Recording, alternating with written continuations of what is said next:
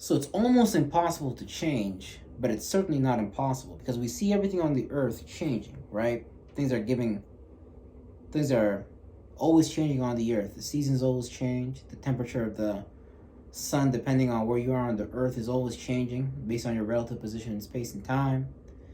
You know, your age changes every year. Your bone structure changes every year. Your muscular structure changes every year. Everything is changing every year, right? But the mind is the most difficult of things to change because it has already been set, whether you know it or whether you not, whether you don't know it. Because your experiences from your childhood to when you're like 12 or some shit like that, that's how you're gonna perceive the world for the most part, right? So and we are fighting against the programming that have been instilled in us since birth, right? And we may have all these different feelings that rise from within us, all these different thoughts, but all these things is just the subconscious, what has been instilled in us, and we're dealing with the thoughts and feelings that bubble up from these things. But the thoughts and feelings that are bubbling up are based on a psychological set point, meaning that you have been wired to function in a particular fucking way. Meaning that something has already been embedded in you. Now for me, it was, nigga, shut the fuck up. We don't want to hear about you. In fact, we don't like you. We don't want to be a part of the family. That type of shit. So I felt abandoned. I felt rejected. I felt disrespected. And I would constantly think about it. I would constantly ponder on it. Like, man, maybe if I was less darker, my family would like me a little bit more. Or, that's a joke. But as far as the other one, okay, that's some real shit. But I'm making examples, right? So, based on our current psychological set point, our mind is going to proceed to bubble up certain thoughts and feelings, certain mirrors, certain perceptions, certain ways of perceiving reality. Now, all these things is just mirrors, projections that we're creating based on the identity that we have appraised ourselves into. We've decided that, you know what, this is what we're worth and this is what we will get, because you will only get what you deserve in this life, right? So, for example, I believed that I was dumb in high school, so I proceeded to do not so well in my grades because I literally perceived myself in such a way where I do not have the intellectual capabilities to even do well in school, like that type of shit. So I believed that I was dumb, so I proceeded to live my life as if I was dumb. Shit, someone asked me a question that I don't know the answer to, I'll be like, nah, man, I don't know the answer to that, bro. Shit, I don't know what you're asking me, man. I'm a dark-skinned man from North Sudan. Why the fuck are you asking me? Go ask them. So that's basically what I'm talking about, man. We have a unconscious pattern that is running in our mind. And this subconscious pattern, because it's a pattern of power, because we've been operating in it for so long that we think it's fucking normal, right? And all of a sudden, you get a stroke of morality, and you decide that, man, you know what? I'm gonna look in the mirror today and tell myself, man, I'm the fucking man. Life is gonna be good. It's gonna be a blessing, brother. Praise Jesus, You come from that background, right? Your body will not allow you to do that. Your mind, which is your body, will not allow you to do that. Because it's looking at you like, nigga, what the fuck you doing, bro? It's looking at the action of you wanting to be confident as an error. So what the mind does, it's going to auto-correct that course. It's going to try to bring you back on the... I was going to use the word the path of salvation or the beaten path or whatever. But it's going to take you back on the path that you've been wired to walk upon, right? And it's really interesting because during this process of creating a whole new road to walk upon, we're going to be fighting ourselves not to go walk that path again. Because we've been doing it for so long that it appears and feels normal. in fact, it feels like it's the right thing to do. It feels like it's the right thing to do for you to be the you from your childhood that's been programmed, and whatever energy you've been, whatever has been projected towards you as an energy and stuff like that. We feel like that's normal for us to be that. That's normal for us to operate from that. But the truth is, it became our normal through time. Just like how things are normalized in this culture, like I don't know, man.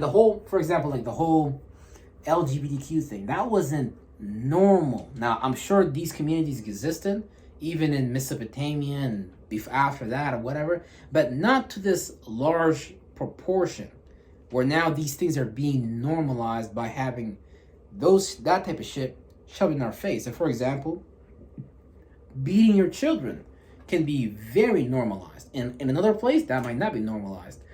Eating noodles with an onion may not be normalized, but you can normalize that. But you see what I'm saying? So we've normalized being our worst selves. We've normalized being our worst enemy. I know that I have normalized being my worst enemy, right? Meaning that your mind is a keep. Your mind is a castle. What I need to do is, since yesterday, is cast a circle upon that castle, so I make sure that no intruders who do not agree with the new pattern that I'm setting forth do not enter in. Meaning that the fiery darts that the devil throws at you, which is just nothing but you, do not fucking touch you. Meaning that your subconscious is going to tell you some shit like, nigga, you ain't shit. Subconscious going to tell you some shit like, man, you're just a quitter, bro. You're too dark-skinned to be successful, brother. I'm sorry. Your subconscious mind is going to tell you all types of shit. Your subconscious mind job is to put you back into those old shoes that you was wearing. So all of a sudden, you're wearing Jordans. You got the best hat. You got the best walk. You got the best smile. You're the baddest motherfucker in the city. All of a sudden, and you think that your mind will not bring you fucking back.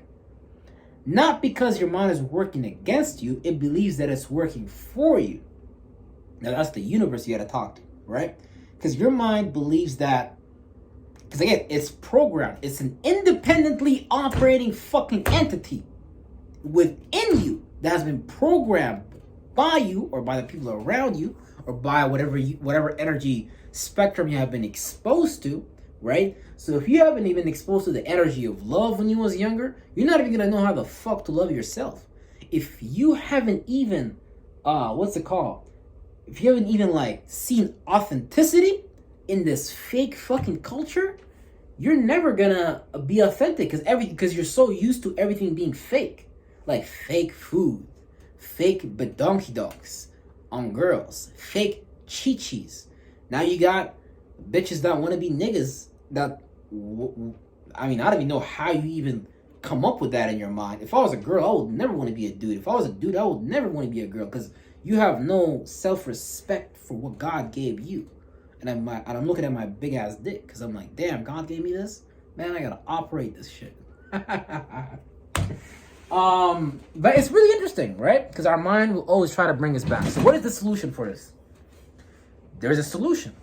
You're not gonna like it. Shit, I'm not gonna like it either. The solution is to become a thought and a feeling fucking inspector.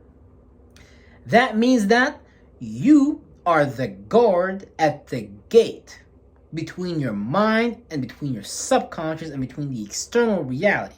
Meaning that if somebody tell you, nigga, you fucking stupid, you don't have to react to that with an emotional response. You can acknowledge that situation happened and you can respond in kind if you like to, but it does not have to reach the point where you are emotionally triggered by the event.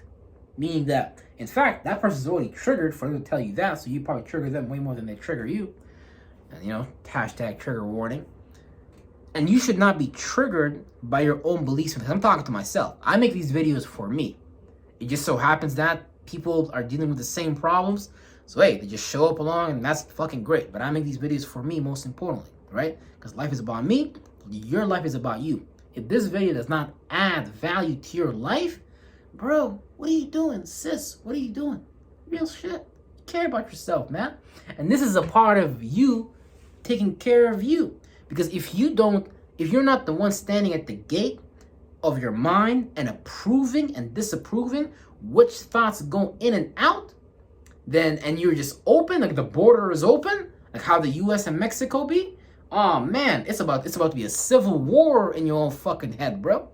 If it already isn't, god damn it. So real stuff, man. The solution is for this, just be a thought and a feeling inspector. Before a thought and a feeling enters your mind, before it even penetrates the veil of consciousness of your mind, from your subconscious to conscious or from the external to the conscious, you gotta relax and not allow that thing to trigger you, because it's been doing that for so long. It's literally the same demon. For me, it's anger, it's hate, and a lack of responsibility. Those are the three demons I deal with every single day. Every single day, the niggas wake up and they try to make me angry at some shit. They want to make me hate something, but this is me, right? But it's so amazing because I have the privilege of learning how to use my negative energy to my fucking advantage. Because as far as I'm concerned, it's like, the whole world is a negative place, right? So you might as well just be negative a little bit. You know what I'm saying? Add a little spice to the cooking, you know what I'm saying? But that's why it's a privilege, so it's an honor. Because my negative energy is telling me, okay, you gotta master me, or I'm gonna master you. Meaning I'm gonna put you in situations, or you're gonna use me for situations. So King Solomon was able to control all his demons and make them build the temple. Because anger did not use Solomon. Solomon used anger. Hate did not use Solomon. Solomon used hate to do certain things. So same thing with you. We're going to be doing the same thing here. So, yeah, real shit. See y'all tomorrow.